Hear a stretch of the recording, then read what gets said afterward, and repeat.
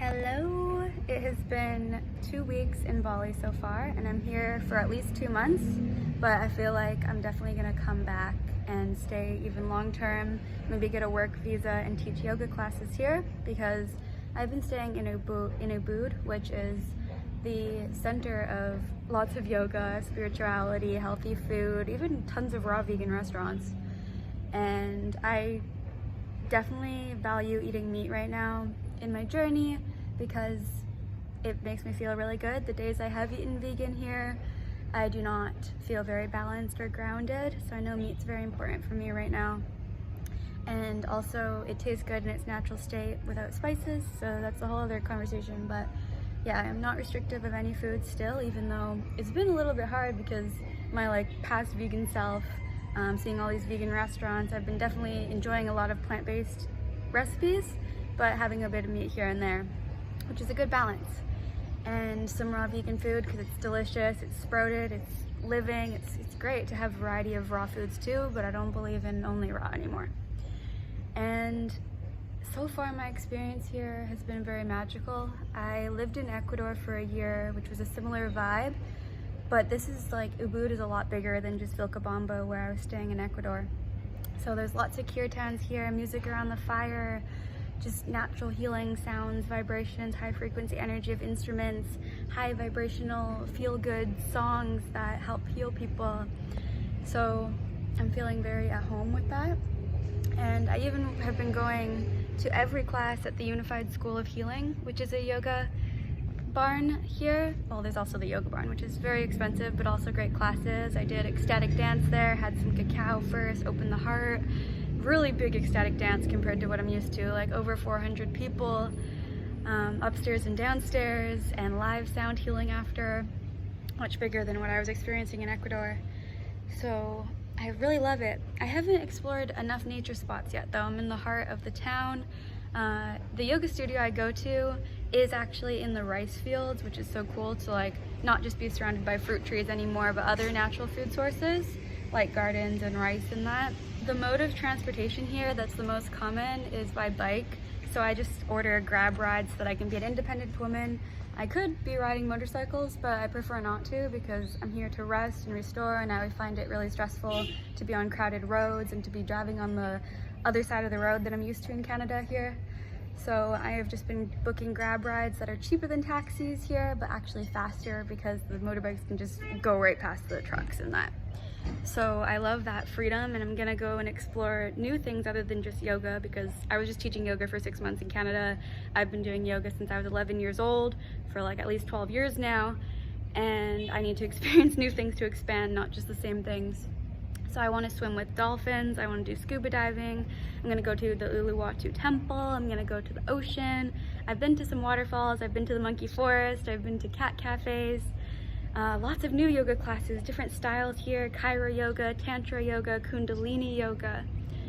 So definitely expanding even in the area of things that I've already experienced, waterfalls are all over Canada, but they're different here, and holy waters here. So my mind is expanding. There's so much local markets here for great quality produce. There's amazing restaurants that are the same price as if you go to the grocery store. So I have just been eating out, but I might start cooking more and getting stuff from the local markets.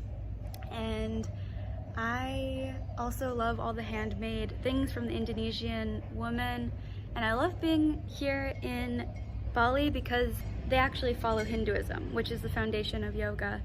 And in Canada, that's clearly not the dominant religion. So I do feel very supported by, if I had to choose a religion, it would be Hinduism, and believing in oneness in that. So I do feel very at home here, and I can fully be myself, which is, true enlightenment. So the classes here are amazing, profound teachers teaching about your aura, teaching about your chakras, teaching about astral travel, teaching about Akashic records, doing astrology readings, tarot readings. I've done colonics. There's massages here for just less than $10, which is usually $200 in Canada. There is reflexology on your feet, which is very healing too. And I also got a earwax. And I'm also going to be doing an iridology reading where you read your eyes. So lots of room to expand here. It's very exciting to experience these new things. I'm gonna go to Gili Islands, which is lots of psychedelics there, but I don't know if it's legal, so I won't be doing that here, but still experience the islands there and do some swimming, maybe some surfing, just new experiences. And I am still very involved in the school right now, School of Unified Healing, because it's not just yoga classes there, it's a lot of workshops on spirituality, and everyone here is very serious about it. So I'm really loving like more philosophy, not just the physical practice of yoga. But now, just for fun, I'm gonna share yesterday's yoga classes only, which I've been doing like 6 classes a day kind of thing. And the first class I did here was Ashtanga yoga, which was actually the yoga that I started with when I first became a yoga teacher, because I was very in my masculine energy and pushing myself hard and discipline. So I thought I would do that here because it's been a while. I've been mainly in my feminine. It's good to have some balance of masculine. So I went to the Ashtanga yoga, but like he was forcing me into positions and stuff. So it was like really intense, but it was a really good workout. And it was definitely a hot yoga class because the concept of the studio is like open, so there was parrots and jungle that you could see during the class, which is super healing. And I was sweating a lot, which is really good to detox, and definitely didn't need an artificial heating because of how hot it was in the jungle, right? The yoga classes I've been doing now are in air-conditioned buildings, and yesterday I did a somatic workshop. Well, I did a feminine flow kind of dance workshop. I did a contact dance as well. I did vocal activation for helping with your voice and releasing and opening your throat chakra. I did a normal vinyasa flow yoga, and I also did a feminine dance class, which is more like working with the spirals, which is so beautiful. I've done women's circles here, and yesterday the only 2 like not very great experiences I had. So like I did a Kundalini class, and some Kundalini classes are great. It's like working with your sexual energy, channeling that into other areas of life than just sex, using your life force energy for productive things that help you and the collective consciousness, the oneness of us all. And it was just really interesting because we first just covered our eyes, and the lady was a little bit in anxiety type of energy, which I've been in before, and I could just really feel, and I've been really seeing myself in the different people I've been meeting here and where they are on their spiritual path and recognizing the oneness of us, right? But she was very much in an energy that I've been in the past, of like very outly expressing every single thought she had, and it was just a little bit too much, and people didn't really seem very grounded in this class.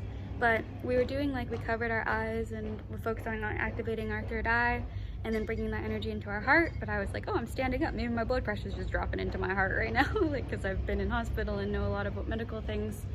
But releasing the judgment of it, I tried to just focus on that, but the energy just wasn't very serious of everybody in the class, and that makes a big difference too. And then we were doing like feeling each other's auras and stuff, but this guy came and he was like twitching and stuff and like really into it, and just got kind of like sexual with me, and I just really wasn't liking the energy that he was giving, like through his eyes and stuff. But of course it was like contact or anything, so it could have just been my own perception, and everybody's just a reflection of ourselves, and our own experience is different than everyone else's experience, but we're all experiencing the same experience just from different perspectives. So there's a lot going on in this spiritual realm of existence. But I really enjoy traveling like to different dimensions. Those classes are really, really profound for me right now, and the Kundalini classes are great too. But yeah, this Chantra class in particular was not the best experience for me, but it did remind me that it's okay for me to shine my aura, but I have to say no when someone looks at me and asks me to share space with them and I'm not feeling comfortable with it. I have to say no, and I am always safe because I can always say no, right? And people are going to respect that, and I do feel very safe even as a woman here, no matter how much I shine. So it was a good lesson for me. The universe gives us what we need. And I did meet someone here by coincidence as well that I was talking to like for the last 3 years, but we never planned to meet here, but we met here. So we've been hanging out a bit, and there's just some different synchronicities like that happening right now. And I've helped a lot of people with eating disorders that are very anorexic here too, which is very fulfilling for my soul. And I can't even really like put to words the magic that's been happening here. But then another funny story of like a not so great experience in a yoga class, which is also a good experience because I'm taking lessons from it. was the somatic class that we did next. And somatic class is supposed to be about releasing energy that's stuck in the body that is connected to mental things. So if we have a mental, emotional pattern, it can get stuck in our body. So in this class, people were like feeling every single part of our skin. Just strangers would have permission to feel every part of your skin. And I had a woman for this, so it was totally okay. I felt comfortable with her, it was consensual. But then we would feel all the fascia in the person, and then we'd feel all the muscle in the person. But the teacher was just really like interesting. Like she was like, be interested in the muscles, and be super interested in the bones, and be super just interested, and don't massage the person, just be interested. And she was a dance teacher, and she was very like, I mean, I don't know, it's hard to explain, but it was just a little bit like uncomfortable at first for me, but that was just my experience. And I did actually find it healing because she's a dancer, so she was making it more like, oh, mind-body connection. But for me, I was remembering that our body stores emotions and memories, and when the person was feeling me, I was thinking like, oh, she's feeling my bones and how grateful I am that I lost bone mass at one point from anorexia, but now I'm healthy, I'm strong, and just feeling my muscles, and I was thinking my body. And then we drew a picture after of the experience, and I was just drawing lots of nature and remembering my body's part of nature and just loving that about myself and all of us, right? So it was very healing for me, really, to like release these memories of when she was touching like my arms and it triggered me of like getting shots in my arms in hospital against my consent and being forced to a hospital bed and tied down and stuff. But I was just releasing those memories that are weighing down my aura, right?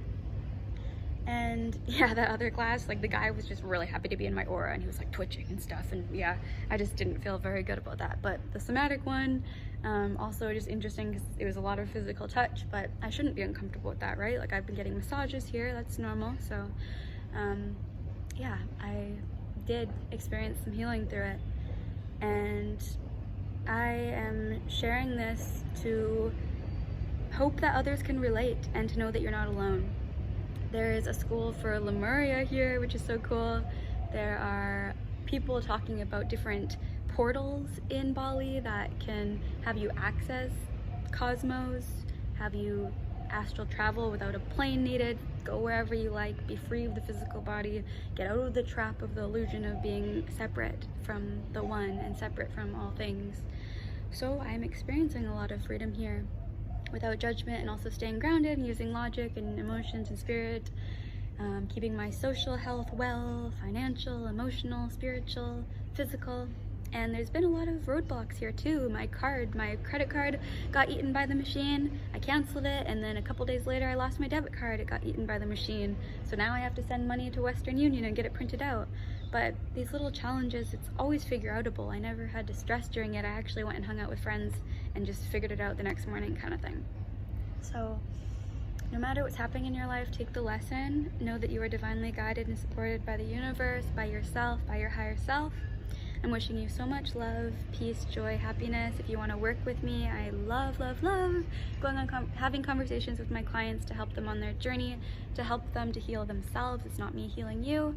And to transmute from higher consciousness the messages, the downloads that I get from source to you, to help you access it yourself ultimately.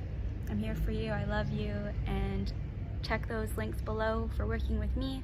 I'd love to work with you. I'd love to meet you here in Bali too if you'd like to visit, but I will be going to Thailand still, to Vietnam, to Philippines, to Australia, to Canada for 6 months, teach yoga there, and then back on my journey again, likely right to Bali. But I have so many places I want to visit in this world, but this is somewhere I would live. So that's how much I love Bali, and if it's calling you, then listen. Bye.